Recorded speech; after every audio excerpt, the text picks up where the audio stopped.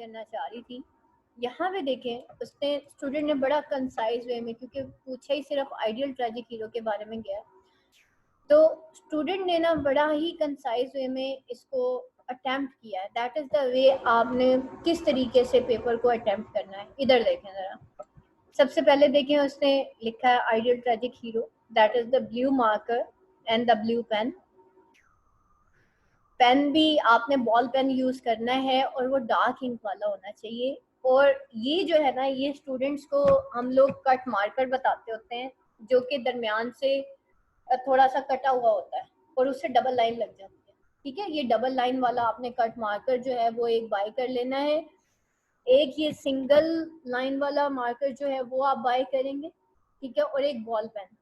Ball pen आप जिस company का लेंगे, जिससे आप इस वक्त मुझे टेस्ट दे रहे हैं, आप वही बॉल पेन अपनी एग्जामिनेशन डे पे यूज करेंगे। एक ही वो जो सेट है पूरा बॉल पेन का, वो घर में लेके रख लें जिसपे आपका हाथ सेट बैठता है। बॉल पेन की कंपनी आपने चेंज नहीं करनी। अभी जो घर में आप यूज कर रहे हैं, वही बॉल पेन जो है एग्जामिनेशन हॉल में लेके जाएंगे।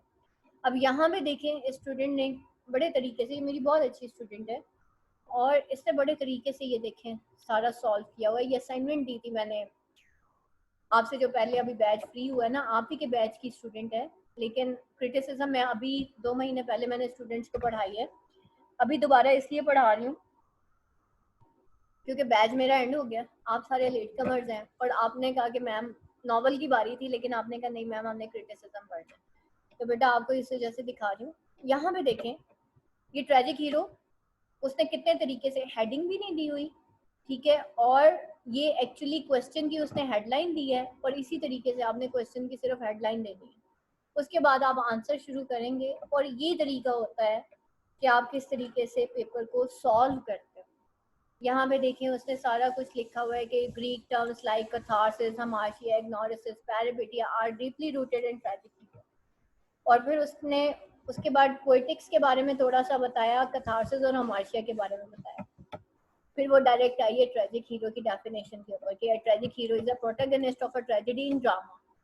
ठीक है, according to Aristotle a tragic hero have a certain kind of good and bad quality. He is thoroughly good not thoroughly bad but a mixture of both. ना तो वो गुड होना चाहिए ना ही बैड होना चाहिए, बल्कि मिक्सचर ऑफ बोथ होना चाहिए।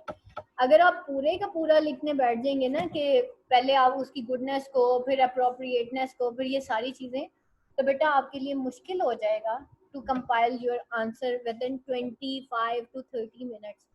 तो उसको कंसाइज आपने खुद करना होता है। अगर गुडनेस लिखनी है तो note should not be more than 5 line. इसी तरह बैडनेस लिखनी है तो not more than 5 line. Appropriateness लिखनी है तो वो भी 3-4 लाइनों से ज्यादा नहीं होनी चाहिए। पहली बात ये कि मैं स्टूडेंट को ये कहती हूँ कि सिर्फ हेडिंग दे दें, पॉइंट्स लिख दें कि वो that should not be good, that should not be, that should be true to life, that should be appropriate and so on. हाँ, अगर कोई क्वेश्चन आता है कि क्या वो रेलेवेंट है या नहीं है, बेटा उसके अकॉर्डिंग आप आंसर को डेविएट किया जाए। इस वजह से आपको डिटेल्ड क्वेश्चन पढ़ाया जाता है कि इन केस अगर कोई भी घुमा के सवाल आता है तो आप लोग सॉल्व कर सकें एक्चुअली।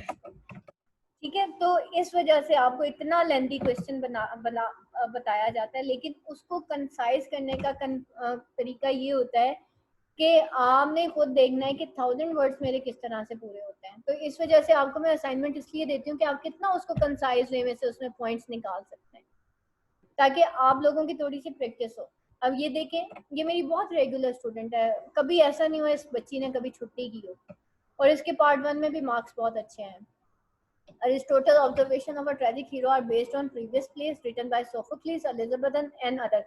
अब देखें इसने सारी एग्जांपल्स दी हुई है, शेक्सपियर की, एलिजाबेथ की और बाकी फेमस एग्जांपल, ये सारी ट्रेजिक हीरो।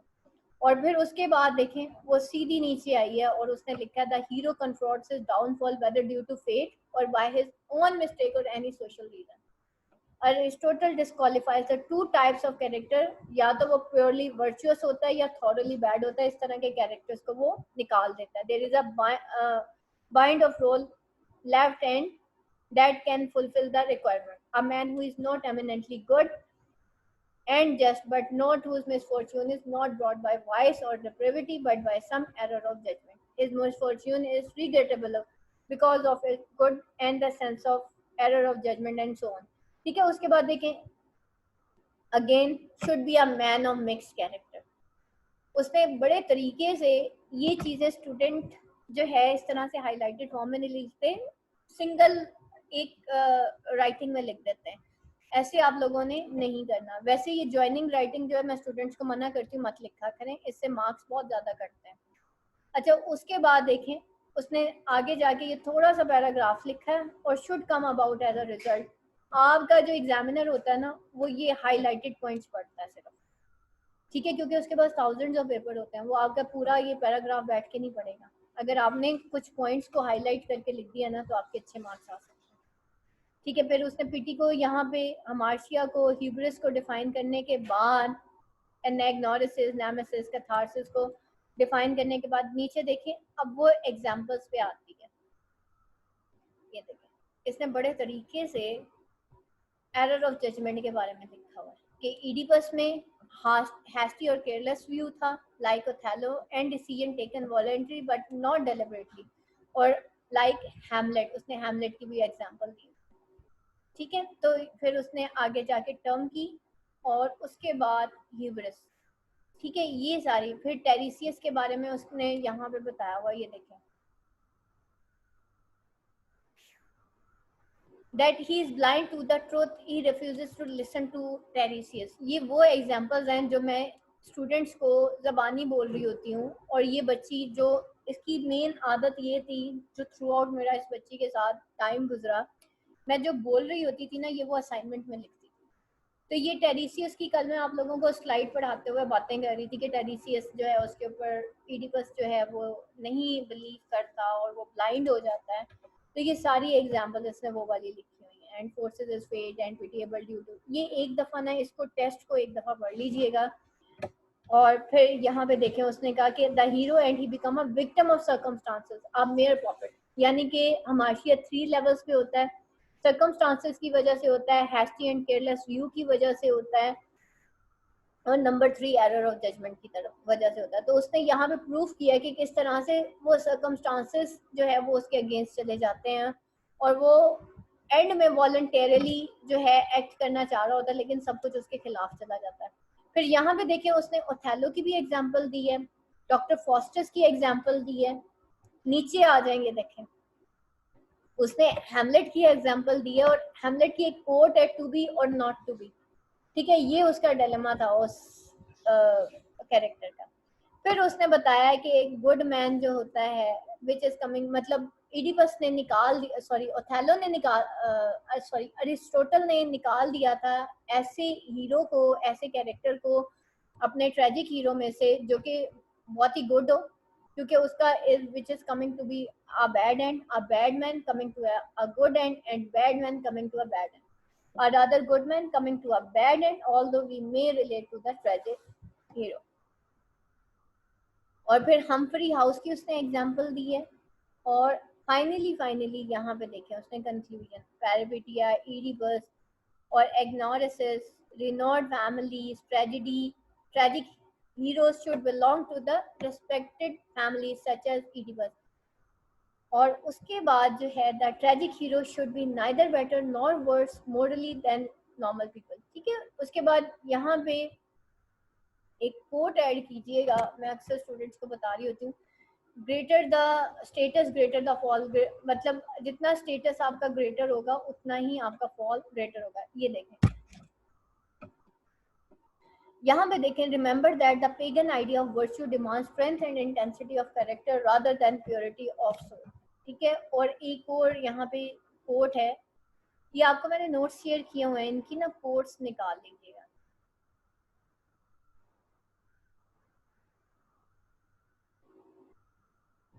मेरी जो प्रीवियस रिकॉर्डिंग है उसके अंदर देखें मैंने कुछ हाँ ये था, higher the state the greater the fall that follows. ठीक है, Aristotle dictum is quite satisfied, जब वो ये कहता है higher the state greater the fall that follows. ठीक है, तो ये जो है the higher the state and greater the fall because heaven themselves brace for the depth of principle. तो ये जो चीज़ है ना, ये बेटा बड़ी आपकी काउंट करती है कि अरिस्टोटल की डिक्टम जो है वो क्वाइट जस्टिफाइड है on the principle that higher the state greater the fall that follows.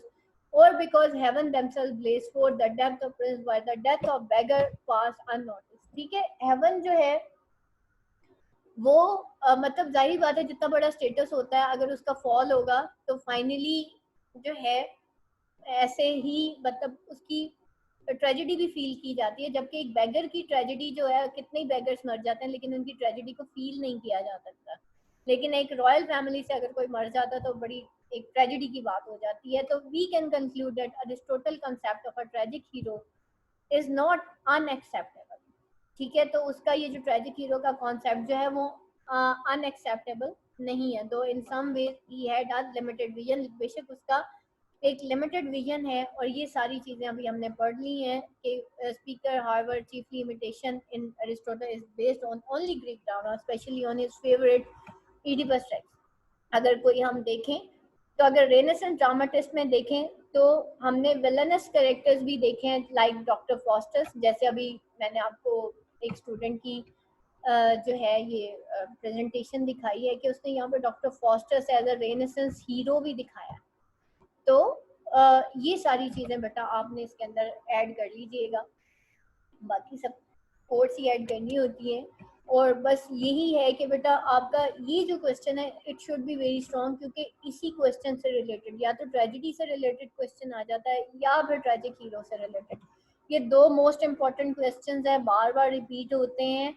बाकी जो क्वेश्चंस जो हैं उनके चांसेस कम होते हैं आने के as compare to Aristotle poetics के ये जो दो क्वेश्चन है, इसलिए आज एक दिन और लगा दिया ताकि आप लोगों का ये पक्का हो जाए।